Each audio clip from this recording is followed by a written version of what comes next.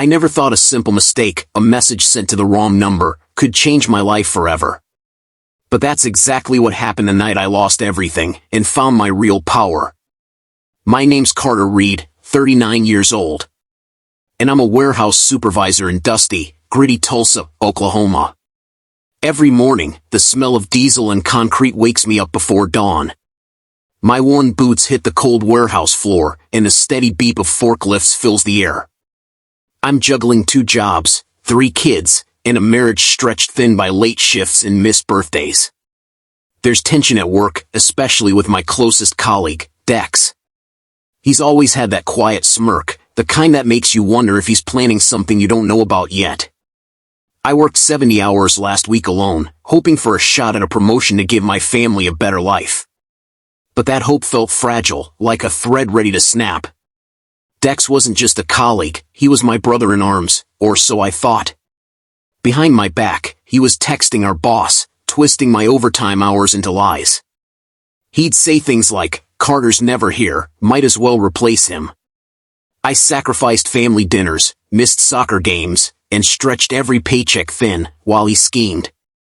The warehouse smelled stale, tension thick as fog, and the clock ticked too slow.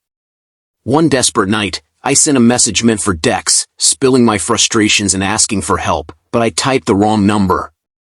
What happened next? That message reached someone who changed the game entirely. The next morning, I caught Dex laughing in the break room, mocking me openly. His voice sharp, "Enjoy losing the promotion, Carter, you're just a struggling dad." My chest tightened, cold sweat on my neck. I bit my tongue, the taste of betrayal bitter and raw. I could feel every eye on me, the weight of defeat crushing hope. It wasn't just a job, it was my pride, my family's future slipping away. That night, I replied to the wrong number again, this time with purpose. "Hey, I'm Carter, I know this isn't for you, but I'm a struggling dad in Tulsa. I don't know if you can help, but I have to try." The glow from my phone screen cut through the dark. And to my surprise, the reply came fast, Emma Calloway, Billionaire tech CEO. Her curiosity sparked something in me. Maybe this was my chance. Dex's texts came flooding in, entitled, "Frantic." "Who the hell do you think you are? Delete those messages." Calls buzzed endlessly, his panic was almost audible. I stayed calm, replying only once, "You've already lost." My fingers trembled slightly, but my voice stayed steady. Outside, the city hummed, but inside, I was ready to take back control. Weeks later, Emma invited me on stage at a live-stream tech summit.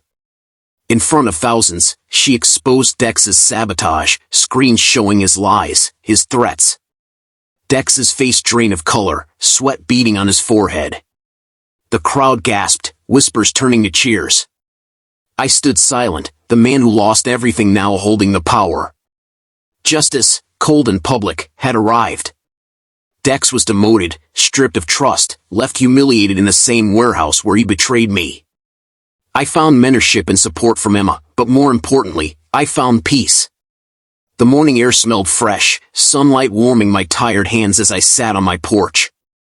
I realized, dignity is worth more than any promotion, and integrity outlasts deceit. Now, I sip my coffee in quiet mornings, knowing sometimes the wrong message leads to the right answer. Have you ever been betrayed by someone you trusted? Tell me your story in the comments. If you want more real stories of struggle and strength, subscribe and join our journey. Remember, your hardest moments don't define you, your comeback does.